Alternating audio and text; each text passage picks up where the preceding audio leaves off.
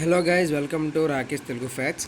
Guys, మనకైతే EAMCET results అయితే AP EAMCET results అయితే వస్తాయి అంటున్నారు. కానీ మొన్న 5th వస్తుంది అన్నారు, రాలేదు. 6th వస్తుంది అన్నారు, రాలేదు. 6th అయితే చాలా టైం వరకు అయితే అందరు వెయిట్ చేశారు, బట్ రాలేదు. కానీ స్టూడెంట్స్ అందరికైతే ఒక శుభవార్త ఉంది.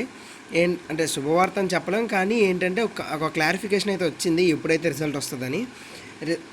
అందరూ అయితే చాలా దీనంగా వెయిట్ చేస్తున్నారు. ఎందుకంటే ఆల్రెడీ తెలంగాణలో కూడా రిజల్ట్ వచ్చేసాయి. కౌన్సిలింగ్ కూడా అందరు రెడీగా ఉన్నారు, పెట్టుకోవడానికి అని చూస్తున్నారు. మన దాంట్లో కూడా మ్యాక్సిమం మన దాంట్లో ఏంటంటే రెస్పాన్స్కి ఇచ్చేసాడు. దాని తర్వాత ఏమో అబ్జెక్షన్స్ ఏమైనా ఉంటే అవి పెట్టుకోమన్నారు. అంతా అయిపోయింది, కానీ ఇంకా రిజల్ట్ రాలని చాలామంది వెయిట్ చేస్తుంటే అయితే న్యూస్లో అయితే ఎలా అని చెప్పారు. అదేంటంటే ఆల్రెడీ మనకి ఏపీలో రిజల్ట్స్ అనేవి ఆల్రెడీ అప్లోడ్ అయిపోయాయి అనమాట. కానీ ఏంటంటే మనకి ఆల్రెడీ మొన్న ఎలక్షన్స్ అయ్యాయి కదా, సో ఎలక్షన్స్ వల్ల లేట్ అయ్యాయి. దానికి తోడు ఇంకా వైఎస్ఆర్సీపీ అయితే గెల్లే కదా. సో గెల్లకపోవడం వల్ల ఏమైందంటే మినిస్ట్రీ చేంజ్ అవుతుంది కదా, ఎడ్యుకేషన్ మినిస్ట్రీ. సో దానివల్ల ఏంటంటే ఇప్పుడు నెక్స్ట్ టీడీపీలో వచ్చిన మినిస్ట్రీ, అంటే టీడీపీలో నెక్స్ట్ ఎవరు వస్తారో ఆయనకి మినిస్ట్రీ ఇస్తారు కదా, అప్పుడు ఆయన వచ్చి సిగ్నేచర్ పెడితే అప్పుడు వస్తుంది అనమాట.